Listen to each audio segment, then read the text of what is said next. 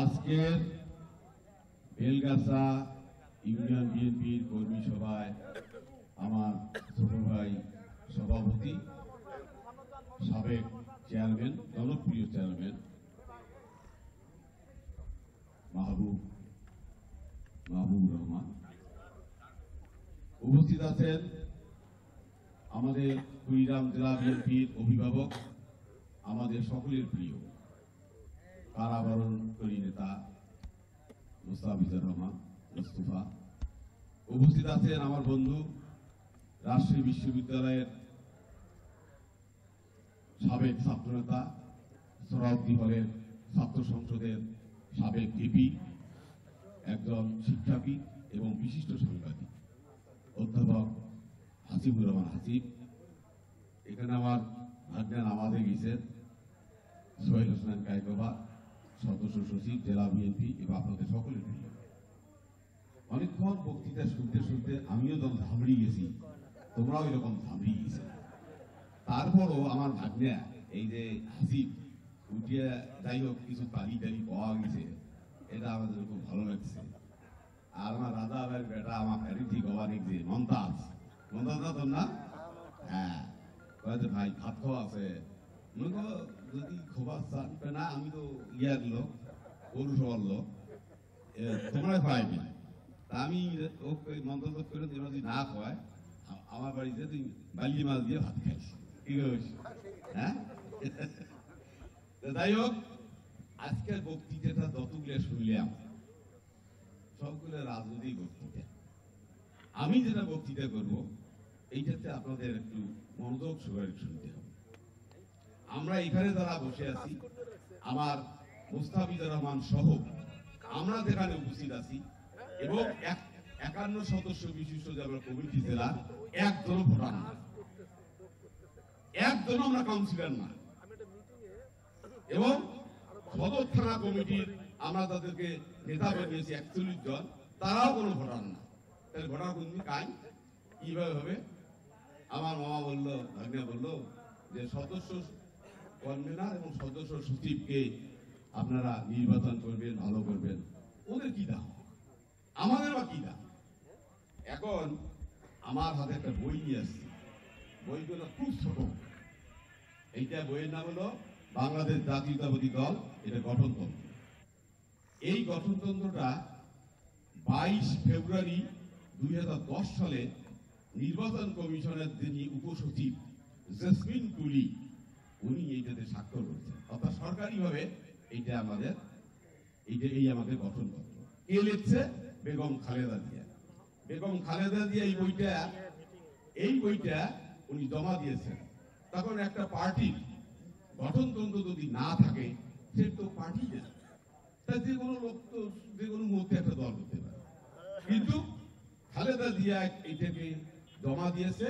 তৎকালীন মহাসচিব ছিল খন্দকার দেলোয়ার হোসেন, বিশিষ্ট একজন রাজনীতিবিদ। ওনার বড় ভাই আমার টিচার ছিল মনোয়ার হোসেন, রাজশাহী বিশ্ববিদ্যালয়ের একজন নামকরা টিচার, এই হাতিবের টিচার। তো যাই হোক, আজকে আমি যেটা বলতে চাই যে ইউনিয়ন কমিটি গঠন হোক 2100, 3100, যাই যাই হোক, কনভেনিং কমিটি কোনো ব্যাপার না। কিন্তু কনভেনিং কমিটি যখন আপনাদের ওয়ার্ডে 9টা ওয়ার্ড আমাদের আছে, একটা ওয়ার্ডে কমপক্ষে 100 জন ফর্ম আমরা দেব। সে ফর্ম আপনারা পাইছেন? পান নাই। সে ফর্ম একমাত্র আমাদের কনভেনার এবং সদস্য সচিব ছাড়া আমাদের তারেক রহমানের সিগনেচার সম্বলিত বা খালেদা জিয়ার সিগনেচার সম্বলিত বা মহাসচিব মির্জা ফখরুল ইসলামের সিগনেচার সম্বলিত সেই ফর্মগুলো ঢাকায় আছে। উনি কিছু নিয়ে আসছেন 50,000 টাকা দিয়ে, আমাকে আজ বলল। এখন ওই ফর্মগুলো তখন আমরা ওয়ার্ডে দেব। তার মানে ভাবেন না যে মাহবুব এবং আবু হানিফ বিপ্লব ওরাই আপনাদেরকে ফর্মগুলো দিবে, তা না। ওরা লোক জোগাড় করবে, কিন্তু আমাদের জেলা কমিটি থেকে 3 জন আমাদের পর্যবেক্ষক দল থাকবে, 3 জন। এখন তারা লোকজন জড়ো করলো 100 জন। হঠাৎ করে এক খোরশেদ বললো যে ওরা না আমলিক করে, ওরা না জাতীয় বাড়ি করছে। এইরকম যদি কোনো লোক থাকে, সে হইতে পারবে না। কি বুঝলেন? তাহলে ওই ফর্ম যতক্ষণ আপনারা পান নাই ততক্ষণ আপনারা বিএনপি সমর্থক, বিএনপি কোনো কিছুই না, সমর্থন। এখন ওই ফর্মটা যখন 100টা ফর্ম আমরা আপনার দেব, ওরাই লোক জড়ো করুক, কিন্তু আমাদের লোক পর্যবেক্ষক থাকবে। কারণ আমরা এটাকে খুব স্বচ্ছতার সাথে দেখতে চাই। এই কারণে ওই ফর্ম যখন 100টা পাবেন, তারপর আমাদের ভোট হবে, 100 জনের মধ্যে ভোট হবে।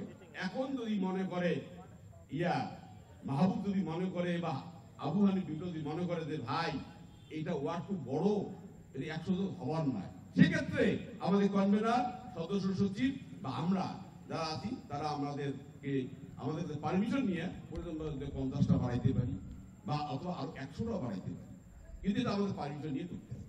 আর এক একটি ফর্মের দাম হলো 20 টাকা। তাইলে আপনাদের এখন ফর্ম পান নেই, এখন কমিটি হয়নি।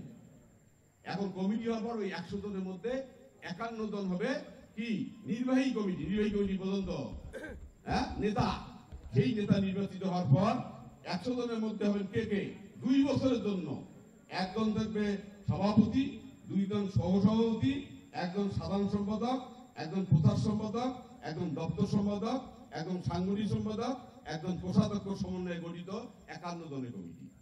এই 51 জন কমিটি 9 উপজেলায় আপনি গুণ দেন 9 দিয়ে, কত হয়? 9টা ওয়ার্ড। এই 9টা ওয়ার্ড গুণ দেন 9 51 কত হয়? 459 সম্ভবত। এই 459 ভোটের মাধ্যমে এই বেলগাছা ইউনিয়নের সভাপতি এবং সাধারণ সম্পাদক নির্বাচিত হবে। কথা বোঝা গেছে? হ্যাঁ।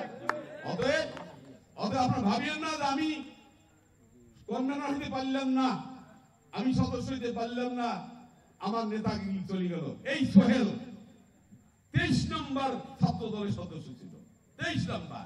সেখান থেকে আমরা মনে করেছি একটা ভালো ছেলে, ভদ্র ছেলে, তাকে আমরা সভাপতি, ছাত্র দলের সভাপতি দাঁড় করিয়েছি, 1 ভোটে মাত্র দিচ্ছিল। 23 নম্বর থেকে যদি সে সভাপতি হইতে পারে, তা আপনি 23 নম্বর থেকে কেন বেলগাছা ইউনিয়নের সভাপতি দিতে পারবেন না? ঠিক আছে? এই জন্য প্রথম আপনাদেরকে ওই ফর্মটা জোগাড় করতে হবে। সেই ফর্মটা আমরা আমাদের কনভেনার সাহেব অবশ্যই দিবে, এবং কতগুলো 459টা ভোটের মাধ্যমে এই বেলগাছা ইউনিয়ন বিএনপি নির্বাচিত হবে। কত বছরে? 2 বছরে। একইভাবে এখানে পৌরসভা বহু লোক আছে, একইভাবে পৌরসভা ওয়ার্ড গুলো হবে 150 সদস্য, 150 জন ওয়ার্ডের 150 জন সদস্য। এই 150 জন সদস্যের মধ্যে এখন 1350 তারাও নির্বাচিত হবে। আমার পিড়িত বলে গেছে যে শর্ট করেন, শর্ট করেন, আমিও শর্ট করে চাই। কারণ হইলো এখন কথা বুঝছেন?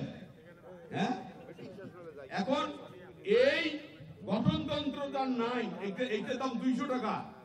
আপনারা দয়া করিয়া এইটা আপনারা জোগাড় করবেন এবং পুঙ্খানুপুঙ্খানু পড়বেন। তখন যেহেতু এটা সরকারি এবং দল, আমরা যেহেতু আমাদের দল যখন সরকারে যাবে তখন তো আরো ভালো। এই জন্য এই গঠনতন্ত্রটা আপনারা জোগাড় করবেন। জোগাড় যদি না করেন, দুনিয়া ফেতলা করবেন, লাভ হবে না। ফেতলা বাড়ি কোনো লাভ হবে না। কাগজ চাই, যেমন আপনাদের উকিল কয় যে কাগজ নিয়ে এসো, থানার ওসি কয় কাগজ নিয়ে এসো, মুখের কথা বিশ্বাস নাই। এইরকম একটা গঠনতন্ত্র জোগাড় করে আপনারা যারা এখানে প্রেসিডেন্ট সেক্রেটারি হবে এবং মাহবুব আছে বা যারা সদর থানার সদস্য সচিব এবং কনভেনার আছে, তাদের সাথে এই কথা দিয়ে ফাইট করতে পারবেন। তাছাড়া আপনারা করতে পারবেন। এই কারণে আজকে যে মাহবুব আছে বা আমি যে আছি, আমার কনভেনার আছে, আমাদের তো ওই ফর্মটা কেনা করিয়ে তারপর সদস্য হইতে, তারপর আমার নির্বাচন করতে করতে আস্তে আস্তে আগাইতে হবে। কথা বলা গেছে? তাইলে আমি বলি, আমি বক্তব্য শেষ করে দেব। এবং ইউনিয়ন হচ্ছে 71 জন, সদর উপজেলা বা পৌরসভা হবে 101, আর জেলা কমিটি হবে 151। ওই যে যারা ফর্ম নিছেন 51 জন হয়েছেন, ওইখান থেকে শুরু করে জেলা পর্যন্ত থেকে কেন্দ্র পর্যন্ত নির্বাচন করতে পারবেন। আমি আর আজকে বেশি বক্তৃতা দিতে চাই না, আমি এদের সাংগঠনিক কথাটা বলার জন্য কিন্তু আসছি। তারপর রাজনৈতিক বক্তৃতা আমি অনেক পরে দিতে পারবো, এটা কোনো ব্যাপার না। তবে আমরা মনে করি যে ফ্যাসিস্ট সরকার 15 বছর আমাদের যন্ত্রণা দিছে, যন্ত্রণা দিতে দিতে আমরাও ধ্যাত্তার হয়ে গেছি এবং এই 15 বছরে আমাদের যে সমস্যা সৃষ্টি করছে সেটা অকল্পনীয়। কত লোককে মৃত্যুবরণ করাইছে, 1581 জনকে খুন করছে, 20,000 লোককে তারা আহত করছে, আরো অনেক কিছু, এবং তাদের বিচার তারা নিজেরা করে চলে গেছে। আমরা তো ফেসিস্ট না হই, আমরা তো তাদের মতো কাজ না করি, এই আশাবাদ ব্যক্ত করে আমার বক্তব্য শেষ করছি। সবাইকে ধন্যবাদ, ভালো থাকবেন সবাই।